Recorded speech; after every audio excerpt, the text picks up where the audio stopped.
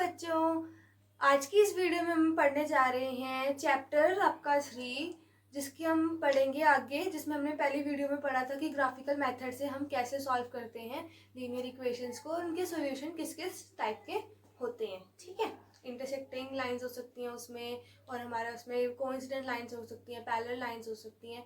अगर आपने वो वीडियो नहीं देखी है तो प्लीज़ आप जाके पहले वो वीडियो देखिए, जिससे आपको अच्छी तरह समझ आएगा नेक्स्ट वीडियोज़ में क्या होने वाला है।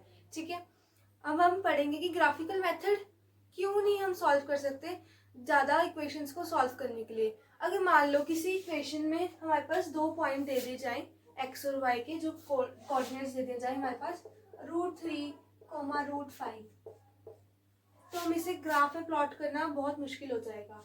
ठीक है, ऐसे हम और भी पॉइंट ले सकते हैं, जैसे 1/17, 2/19 करके। ऐसे जो हमारे कोऑर्डिनेट्स होंगे एक्स और वाई के, उसे जो हमारे को ना प्लॉट करना मुश्किल हो जाएगा ग्राफ के अंदर।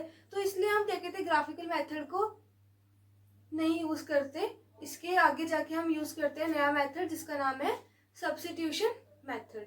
सब्स्टिट्यूशन मेथड से आपको समझ ही आ रहा होगा, सब्स्टिट्यूट करना मतलब किसी की जगह किसी की वैल्यू को किसी में पुट करना। ठीक है, उसकी वैल्यू को किसी और चीज में पुट करना।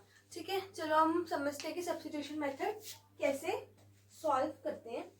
ठीक है, उसके लिए हम ले लेते हैं कोई भी एग्जाम्पल।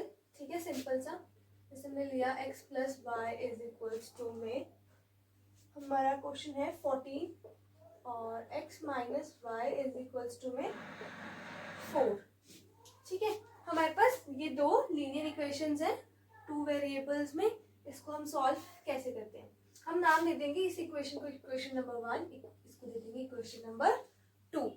ठीक है, सब्स्टिट्यूशन मेथड में हमने क्या करना है कि हमने कोई भी एक इक्वेशन ले लेनी है। ठीक है, कोई भी ले सकते हो, इसमें कोई कंपल्सरी नहीं कि आपको ये लेनी है ये लेनी है। मैं लेती हूँ इक्वेशन नंबर 1 को फ्रॉम इक्वेशन 1। ठीक है, हम यहाँ से किसी भी वेरिएबल की वैल्यू निकालेंगे, चाहे आप चाहो तो x की निकाल लो, चाहे आप चाहो तो y की निकाल लो। सिंपली हम क्या करते हैं कि x की वैल्यू को यहाँ से निकाल लेते हैं। तो x की वैल्यू यहाँ से क्या आ गई, 14 - y। इसको हम क्या नाम दे देंगे, 3। अब जो हमारी ये वैल्यू आई है, ठीक है, इससे हम क्या करेंगे, इसको सब्स्टिट्यूट कर देंगे किसमें, सेकेंड इक्वेशन में, जो हमारी दूसरी इक्वेशन होगी। ठीक है, इससे हमने वैल्यू निकाली, और जो इससे की जो वैल्यू आई इसके एक वेरिएबल की, उसे हम दूसरी इक्वेशन में पुट करेंगे। ठीक है, इसको हमने इसमें पुट किया। ठीक है, हम लिख देते हैं put the value of x in equation number 2। ठीक है, जो हमारे यहाँ से वैल्यू निकली हम उसे पुट कर देंगे वहाँ पे। तो y पुट करने के बाद क्या आ जाएगा, 14y माइनस में y में 4, जो कि हमारी सेकेंड इक्वेशन हमने पुट कर दिया। अब इसे हम सॉल्व करेंगे तो ये क्या आ जाएगा हमारा, -2y में 4 -2y में 4 माइनस में 14। इसको सॉल्व करेंगे -10 -2y, y की वैल्यू हमारे पास यहाँ से क्या आ गई, 5 आ गई। ठीक है, अगर आपको समझ आ गया तो हमारे यहाँ से वैल्यू क्या आ गई, y। अब जो ये y की वैल्यू आई है, अब इसे हम दोबारा सब्स्टिट्यूट किस में कर देंगे, हमारी इक्वेशन नंबर 3 में। ठीक है, तो put the value of y in equation 3। Okay, तो इक्वेशन 3 में हम पुट करेंगे तो x = 14 - 5, हमारे पास क्या आ जाएगा, 9। तो x की वैल्यू क्या आ गई हमारी, 9। देखा आपने कि हमारा सब्स्टिट्यूशन मेथड कितना इजी है इसे सॉल्व करना।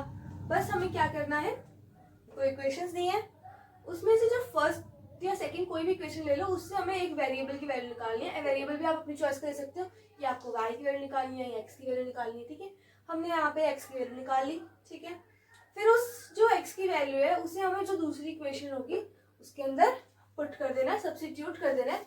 सब्स्टिट्यूट करने के बाद आपके पास वो इक्वेशन पूरी y की बन जाएगी। ठीक है, तो वहां से आप क्या करोगे, y की वैल्यू निकाल लोगे।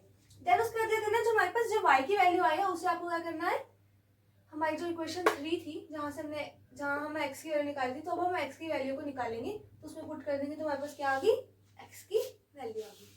तो आपने देखा ये तो मेथड बहुत ज़्यादा इजी था। ठीक है, इसे आप कहीं अप्लाई कर सकते हो अपने क्वेश्चन सॉल्विंग में। चलो आप इसको लेके हम और एग्जाम्पल सॉल्व करते हैं, जिससे आपको और अच्छी तरह समझ आ जाए। ठीक है। आपकी बुक के ही कुछ क्वेश्चन लेंगे, ठीक है। जैसे कि आपका क्वेश्चन है equation 2x plus 3y is equals to में 11, ठीक है। उसके बाद है हमारी दूसरी इक्वेशन दी है 2x minus 4y is equals to minus 24, ठीक है। ये इक्वेशन दी है और उसके बाद हमें क्या बोला कि हमें इसमें जो दूसरे हमें यहाँ से x और y की वैल्यू निकालनी है, तो y इज इक्वल्स टू में mx प्लस 3 में पुट करनी है और हमें यहाँ से क्या निकालनी है, m की वैल्यू निकालनी है, ठीक है। सबसे पहले हम यहाँ से x और y की वैल्यू निकालेंगे जो कि हम इसमें पुट कर देंगे, तो हमारी y की m की वैल्यू आ जाएगी। हम फर्स्ट इक्वेशन लेंगे जो हमारा स्टेप था, ठीक है। सॉल्व करना है फर्स्ट इक्वेशन को, हम वहाँ से x की वैल्यू निकाल लेंगे।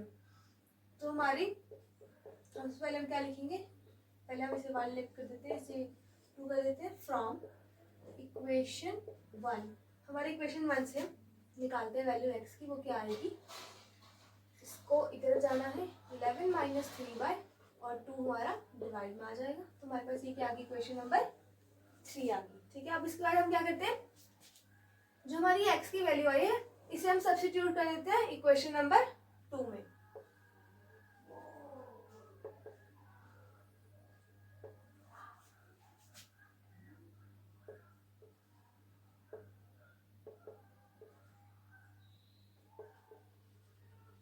Substitute the value of x in equation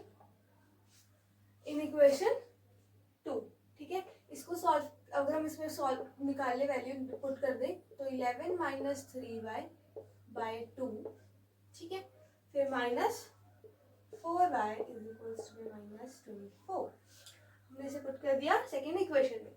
इसके बाद हम क्या करेंगे, इसे सॉल्व करेंगे, ठीक है। तो हमारे ये 2 से 2 कट जाएगा, इसके साथ ही मल्टीप्लाई में था, तो हमारे पास क्या बच गया, 11 minus 3y minus 4y minus 24 equals to में, ठीक है। तो हम यहाँ से क्या निकालेंगे, y की वैल्यू निकालेंगे, इसे सॉल्व किया minus 7y is equals to minus 24 minus 11 minus 5 is equals to minus 35, minus से माइनस कैंसिल हो गया, ओके। तो हमारे यहाँ से y की वैल्यू क्या आ गई, 5 आ गई, ठीक है।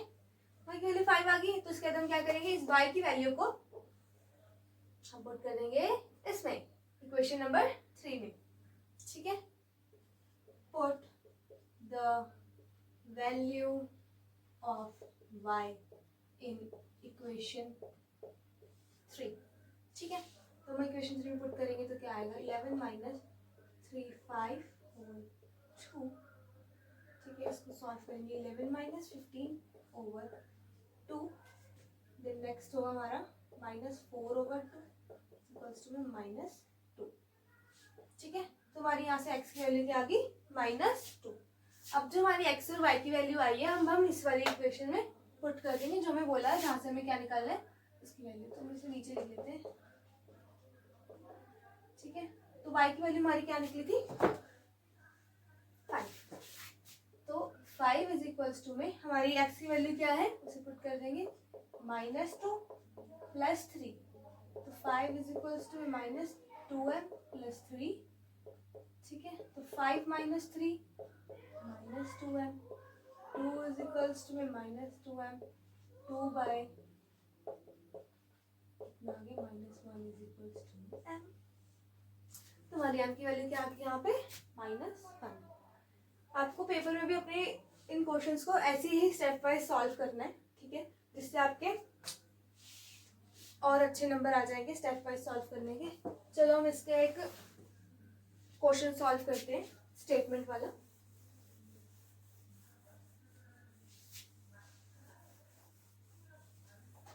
ठीक है, हमारे स्टेटमेंट में क्या बोला उन्होंने, the difference between two numbers, difference मतलब दो नंबर्स के बीच का डिफरेंस वो कितना है, मतलब माइनस करना है इस क्वेश्चन में। Difference between two numbers is 26। हम अपनी फर्स्ट इक्वेशन को सबसे पहले लिखेंगे, लेट कर लेते हैं, let the two numbers are, हमारे जो दो नंबर है वो कौन कौन से है, x एंड y, ठीक है।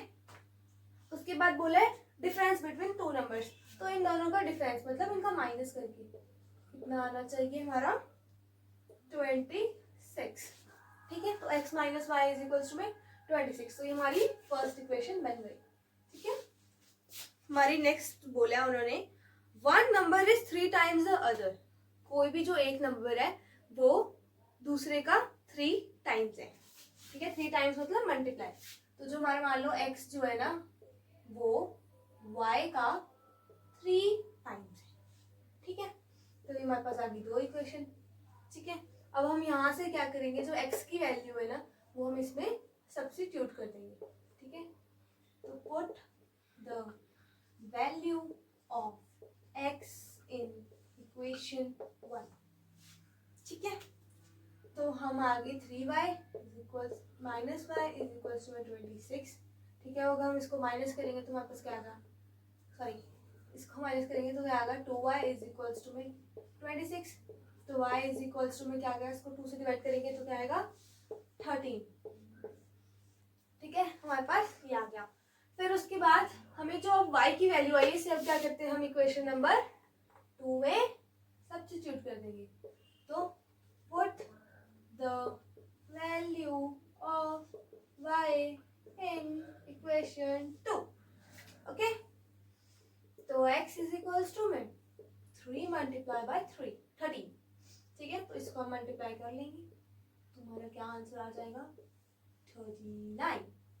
ठीक है, तो हमारे यहाँ से x एंड y की वैल्यू निकल गई।